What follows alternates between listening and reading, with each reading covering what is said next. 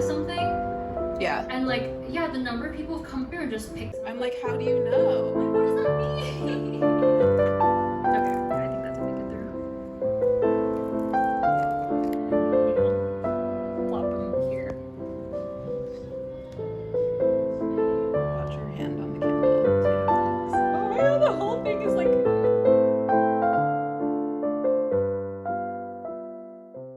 Merry Christmas. I had a very chill Christmas yesterday.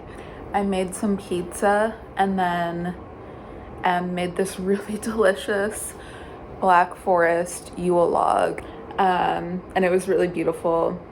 And I still have some leftovers. And we just ate food and chatted, and then Em did some crochet while I read a book on the couch. And it was a very quiet, peaceful, relaxing Christmas, which is what I like. I wanted to show you what I got Kashi for Christmas. She had to go to the vet today for a checkup, so she is snoozing and resting from that. She eats this brand of food, and like specifically the phosphorus focused line, because she has kidney disease, and I saw that they made like their version of churu, like cat go-gurts, but low phosphorus. And she had one yesterday and really liked it. Usually she's like a churu girl. She doesn't like any off-brand stuff, but she liked that one, so that was a win. And then she's a big fan of catnip toys. She really likes the brand Yow. Like, it smells like that. Yow. So I got her this Christmas tree one. It's filled with catnip, and then it's like soft on the other side. And then a teeny tiny stocking. And then I've never gotten anything from this brand before, but I guess they're pretty popular. This is Dr. Pussums. And this is just a sack of catnip. And she like literally tore into this as soon as I gave it to her. So maybe this will beat out the Yow toys as her favorite catnip toys. And then a Christmas birthday gift to myself, I got a kobo. This is the Kobo Clara black and white. Just wanted to be an e-reader person because of its portability and also the fact that I can read in the dark. And I haven't read anything on this yet because I'm currently finishing this book, Sunburn by Chloe Michelle Howarth. Howarth. It takes place in the early 90s in Ireland, and it's about this high school girl named Lucy who is yearning for her best friend. Lesbian things ensue. And I know a lot of people love this book. Like, I've been hearing positive things about it, but I think maybe it's just not for me. I'm kind of tired of reading queer coming of age narratives that are just like fucking sad. Even though I keep coming back to them, I think I just need to like cut myself off because I just like, I like them, but I don't love them. And there's so many books in the world for me to read. I just can't help myself. Like, whenever I see a new queer novel, I just want to read it. Like, sue me.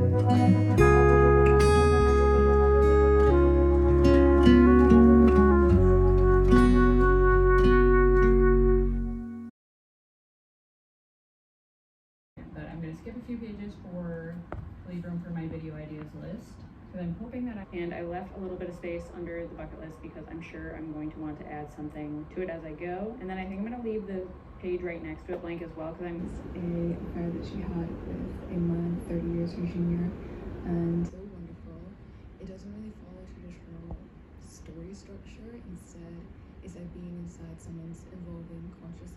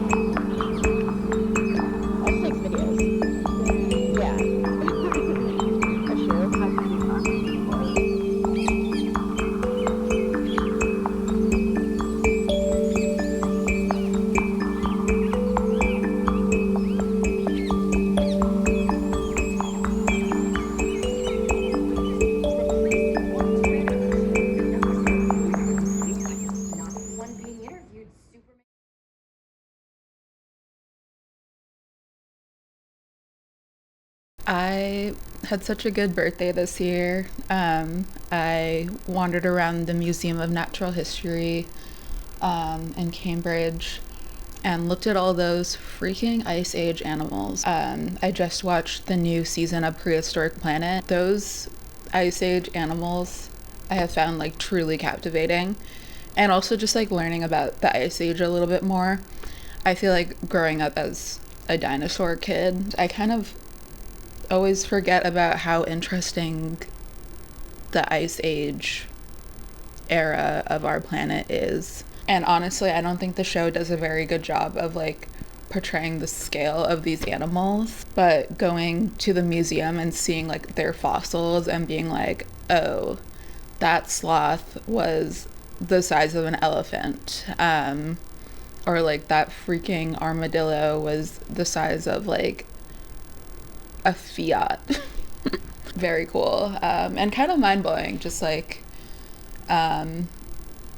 how long the earth has been alive and how many different eras of life it has sustained. It truly like blows my mind. Then after, in the evening of my birthday, I got dinner with Melissa and we just had a lot of fun ordering too much food and chatting away.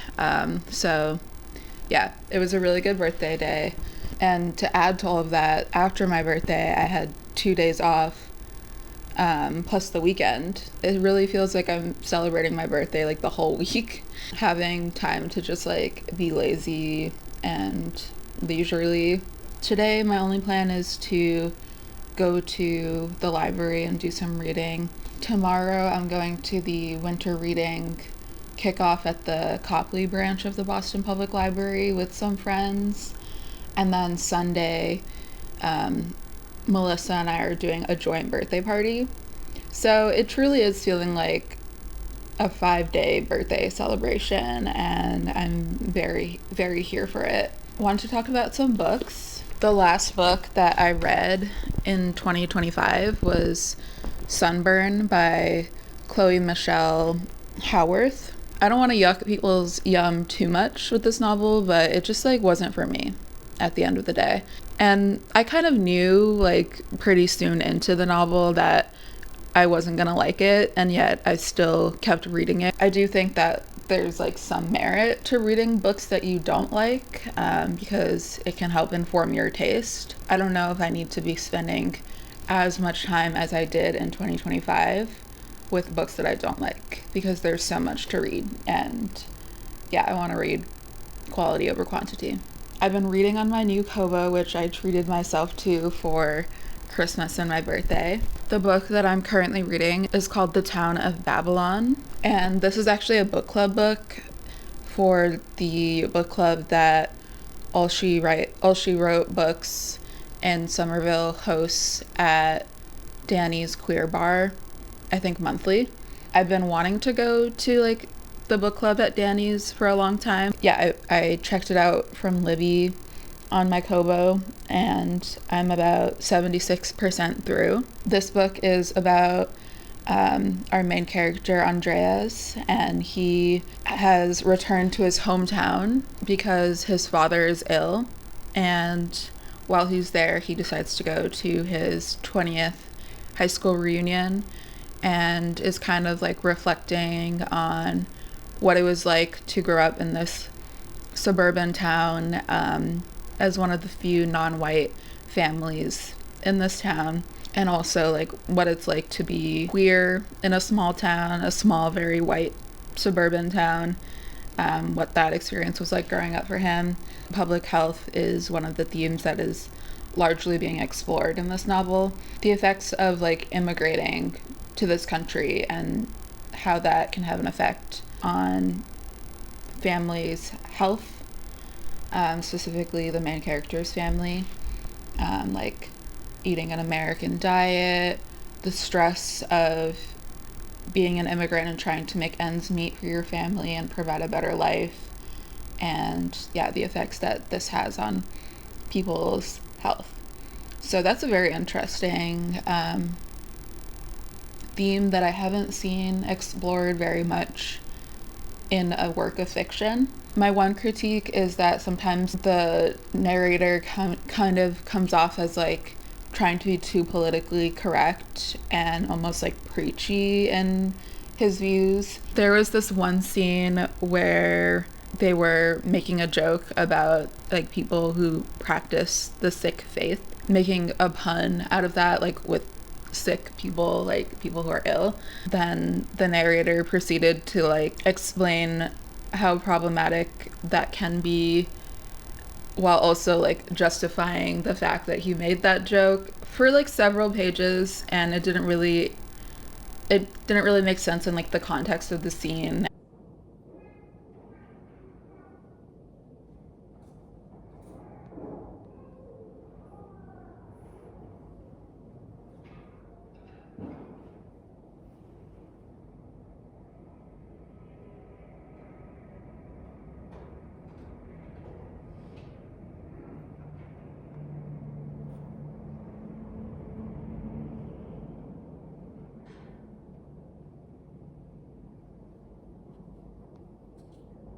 That was a very productive reading day at the library. I finished reading The Town of Babylon. There definitely were some like thought-provoking and emotional moments at its core, but I really felt like you had to weed through a lot of like over-explaining, and it also made me kind of like think about who was this book written for, because there were some points where the author was just like explaining microaggressions. For a novel that's trying to look at something that is as like system level and overarching as public health, it really got hung up on like the individual level of racism, where it's like microaggressions, individual experiences, etc. So yeah, I think in that regard I was like a little bit confused with the direction of the novel, but there definitely were some moments that I felt were impactful. Andreas is talking with his mother about the loss of her son, her first child, and she says, "Your first baby, it's hard for you to imagine, but Henry was like my friend. I was his mother, but he was my only friend. The only person I talked to every day, the only person who listened to me. We ate together and sang together and learned English together." I feel like one of the themes of the novel was how much immigrant parents sacrifice in terms of leaving behind like their family and community. This mother's, only friend in this new place was her first baby, and that she's now dealing with the loss of him. I'm excited to go to the book club and hear what other people think.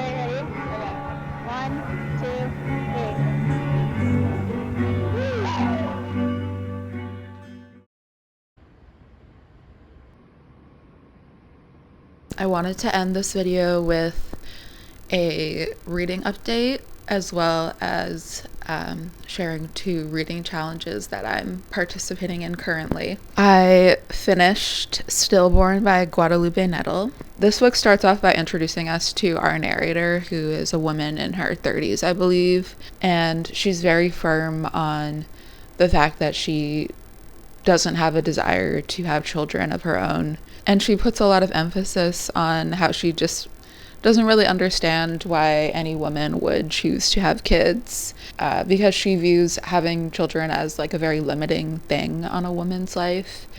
And she mentions how women often have to like sacrifice their careers and educational and artistic pursuits in order to raise their children in a way that men don't usually have to. So that's how the book starts off, is it introduces this narrator, And it also introduces her friendship with her friend Alina, who early in the book shares the narrator's same views on remaining child-free, and then ends up changing her mind and deciding that she actually does want a child. While she's pregnant with the child, she learns that once the child is born, it won't live for very long, if at all. So that's obviously very devastating news. Alongside that, the protagonist is developing this relationship and friendship to her neighbor and her neighbor's son.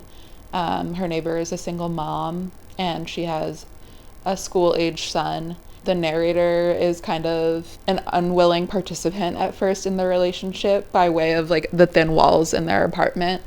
And she can often like overhear their arguments and conflicts, and decides to start to like get more involved and like get to know them more and see if there's any way that she can like support her neighbor. So there's a lot of like interweaving storylines, but I think the fact that the central topic of the book is a woman's choice to have kids or not have kids kind of like grounded all of these intertwining storylines and relationships. I also loved that, kind of a spoiler, by the end of the book, it's not seeking to like rectify the narrator's stance on not wanting children. I like that it treats her choice to not have kids with respect, because a lot of narratives don't do that with women who are going into their 30s and 40s without children, without a spouse. Oftentimes narratives seek to, correct or rectify that. The other thing that I think was handled really well, actually, was the protagonist's friend's disabled child. I think that it was like very honest in both like the dark and difficult parts of conceiving a child, and then learning that they will have a very severe disability. By the end of the novel, you can see how the characters have grown in like their perception of disability and like what their life would look like with their child. And I thought that was handled really well, because to be honest, I was nervous at first when I realized that they were going to introduce this like disabled child, and not really showing like the duality of what it actually is to be disabled or have a disabled child, that there is like joy within the difficulties. And I think it also really showed like the failures of medical providers to like support parents through this process. In some ways, medical providers provided more resources for the parents to be able to like grieve the loss of their infant, versus resources to support them in the survival of their child, helping them to provide a full life. The last thing I'll say about that this novel did really well was just like showing the different ways that people care for each other. Oftentimes when specifically women are not building their life around like a traditional family structure, people are always like, well, you'll be so lonely, or no, you'll have no one to take care of you. I liked that there was like these interactions that the narrator has with her neighbor, and like that building relationship and the care that they give each other. Yeah, I think this was a really strong book for me to like start the year off with. And I'm participating in 2 reading challenges right now.